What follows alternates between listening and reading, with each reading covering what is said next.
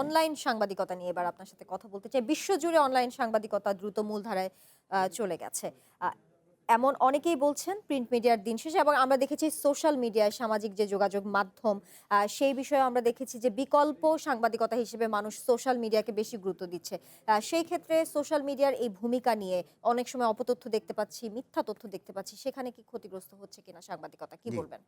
মূলধারার গণমাধ্যমেতে একটু আক্রান্ত হচ্ছে, এটা সত্য। আবার সোশ্যাল মিডিয়ার বিষয়টা এরকম, সোশ্যাল মিডিয়ার বাংলা আমরা করি সামাজিক গণমাধ্যম।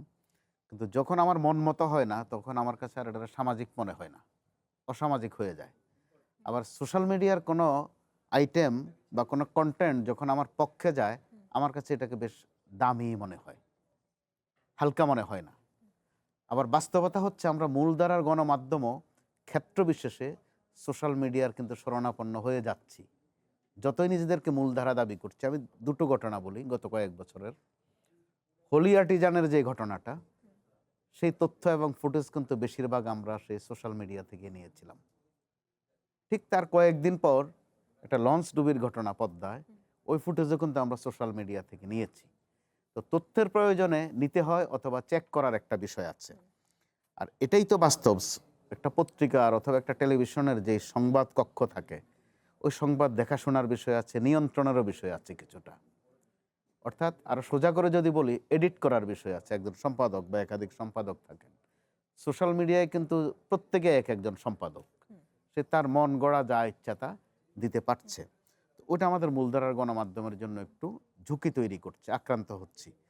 সেই ক্ষেত্রে আমাদেরও আরও সতর্ক হওয়ার বিষয় আছে। তথ্য খোঁজাখুঁজিতে আমাদের আরও গতিময়তার দরকার আছে। আমাদের একটু সময় স্বল্পতা আছে, একটু দ্বিতীয় দিক একটু শেষ করে ফেলি। জি। অনলাইন পত্রিকা যেগুলো, তারাও কিন্তু একটা ধারা তৈরি করেছে, অগ্রাহ্য করার কোনো সুযোগ নেই। তাদের মধ্যে এখন আরও অর্থাৎ বিকাশও অনলাইন ঘটেছে। যে প্ল্যাটফর্মটা আছে সেখানেও সাংবাদিকতার আসলে পজিটিভ নেগেটিভ দুটো দিকই দুটো দিকে রয়েছে। আছে। জি, এখন আমি কোনটা গ্রহণ করব, জি, সেটা আসলে কোনটা সময়ের বাস্তবতায় আরো এগিয়ে যাবে, সেটার জন্য আমাদের প্রতিনিয়তই জি, অপেক্ষা নিশ্চয়ই। করতে হবে। মোহাম্মদ সাইফুল আলম চৌধুরী, একই প্রসঙ্গে আপনার মতামত জানতে চাচ্ছি। দেখেন, আপনি শুরুতে বলেছিলেন যে চ্যানেল ওয়ানে আমি একা কাজ করেছি, এখনকার চ্যানেল ওয়ান চ্যালেঞ্জটা কি শুরুতে জি, জানতে চেয়েছিলেন, কামাল ভাই বলেছিলেন। আমার কাছে মনে হচ্ছে এখন বাংলাদেশের, ঠিক আছে, বাংলাদেশের সাংবাদিকতার চ্যালেঞ্জ অনেক, কিন্তু যেটা টেলিভিশন চ্যানেলের জন্য বা পত্রিকার জন্য চ্যালেঞ্জ, সেটা হচ্ছে নিউ বিজনেস মডেল।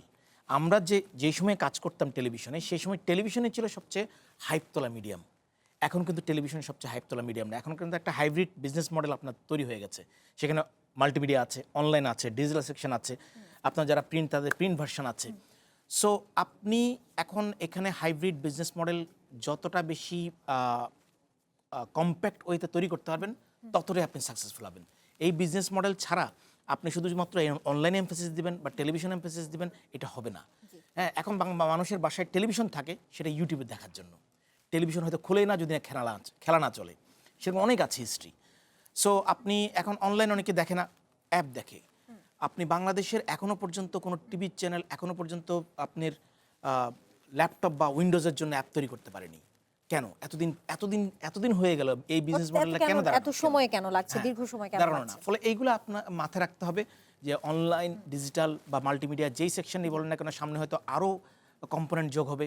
সো আপনি আসলে কোপ আপ করতে পারছেন কিনা, জি, আপনি কি জি। বাই প্রোডাক্ট হিসেবে ধরছেন যে আপনার টেলিভিশন চ্যানেলের বাই প্রোডাক্ট হচ্ছে ইউটিউব, তাহলে আপনি সেই ভুল করবেন। ফ্যাক্টরগুলো এখন তাহলে বোঝা ভুল খুবই করবেন, তাহলে প্রয়োজন। বিজনেস তখনই মডেল আমরা দাঁড়াবে না, আসলে এতে পৃথিবীর কোথাও স্বাধীনভাবে দাঁড়ায় না। কাজ করার সুযোগ পাবো।